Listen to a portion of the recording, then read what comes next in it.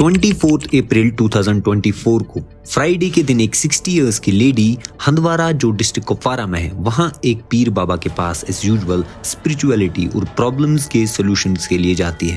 लेकिन उस लेडी को क्या पता था कि ये उसकी जिंदगी का आखिरी दिन होगा।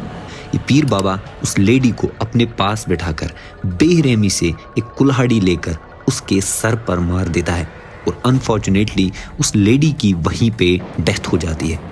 ये उस पीर बाबा ने पहली बार नहीं किया था, उससे पहले भी इसने काफी लोगों पे इसी कुल्हाड़ी से अटैक किया था। तो आप भी सोच रहे होंगे कि इसके बाद भी लोग फिर से अपनी जान दांव पे लगाकर क्यों इसके पास जाते थे। अभी रिसेंटली जो केस हुआ बारामूला में, जहां रज़ाक पीर के नाम से एक फेक पीर ने सारी हदें पार कर दी हैं।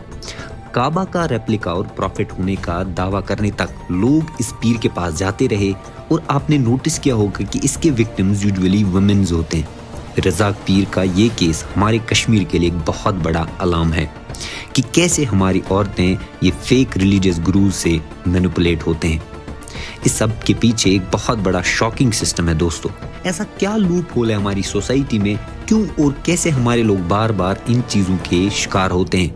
आइए ये सारी चीजें समझते हैं गहराई से आज के इस वीडियो में।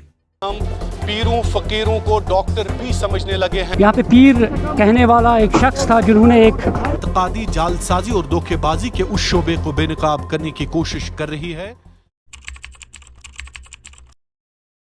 दोस्तों अगर हम हिस्ट्री में जाए तो कश्मीर में इस्लाम सूफी सेंट्स की वजह से फैला, जिसमें बुलबुल शाह, शेख नूरुद्दीन नूरानी, मीर सैयद अली हमदानी जैसे नाम शामिल है। इसीलिए यहाँ के मुस्लिम्स में आपको सूफीज्म का एक बहुत बड़ा इफेक्ट देखने को मिलेगा। एक्चुअली कश्मीर को पीर वर कहते हैं, it means valley of cents.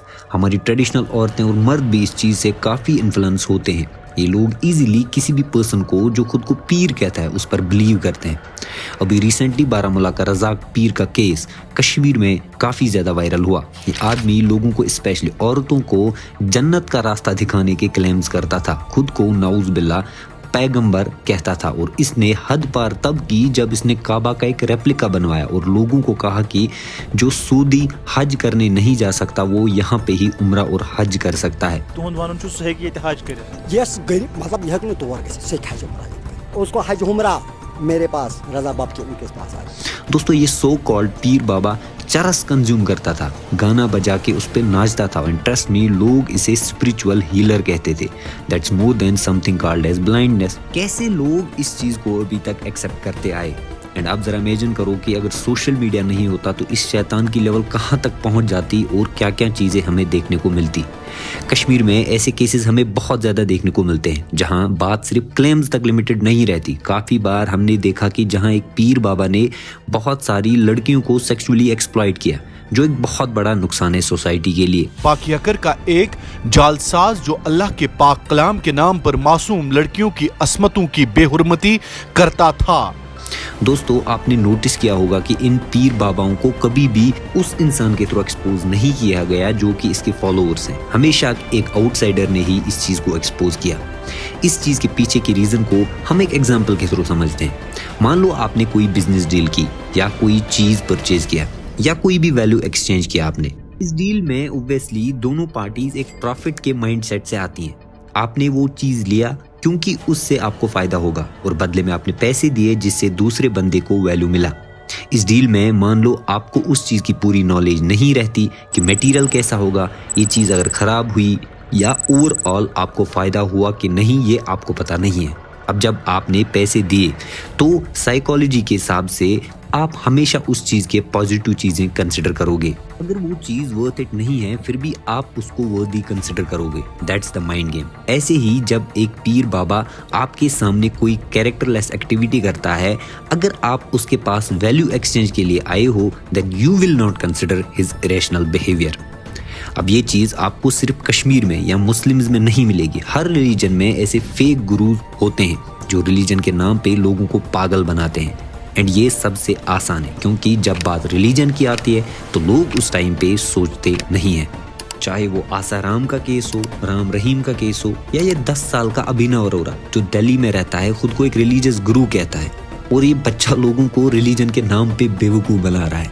और ये अनिरुद्ध आचार्य, कितने लोग ट्रैवल करके इनके स्पीच में जाते हैं, लेकिन ये आदमी मैं कहूँगा रिलीजन के नाम पे गाली है। ये लोगों को मुंह पे गोबर लगाकर स्किन केयर करवाता है। गोबर यदि उसको रगड़ते हैं चेहरे पर और उससे स्नान करते हैं तो त्वचा संबंधी जितने रोग हैं वो समाप्त हो जाते हैं। ये लिस्ट आप जितनी लंबी करोगे चलती जाएगी।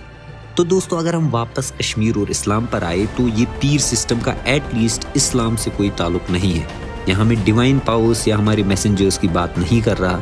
जो आजकल ये पीर यानी एक हीलर और मुरीद यानी एक फॉलोअर वाला सिस्टम चल रहा है, ये इनफैक्ट एक बहुत बड़ा गुनाह है हमारे इस्लाम में।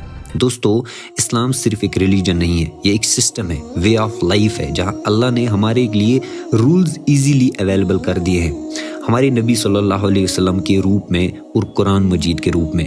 कहीं भी हमारे रिलीजन में ये मेंशन नहीं किया गया है कि आपको अपने डिजाइर्स के लिए किसी पीर के पास जाना चाहिए। इस सिस्टम से ब्लैक मैजिक जैसी चीज़ें कश्मीर में काफ़ी ज़्यादा फैल चुकी है, जो इस्लाम में एक ऐसा गुनाह है जिसे अल्लाह माफ़ नहीं करेगा। क्लियरली कुरान मजीद के पहले ही चैप्टर में मेंशन किया गया है, इय्याका नअबुदु व इय्याका नस्तईन। ये एक ऐसी वर्स है जिसे अगर हमने जाना होता, समझा होता तो आज ये चीज़ें देखने को नहीं मिलती। इस वर्स का मतलब है कि मैं तेरी ही इबादत करता हूँ और तुझी से मदद मांगता हूँ।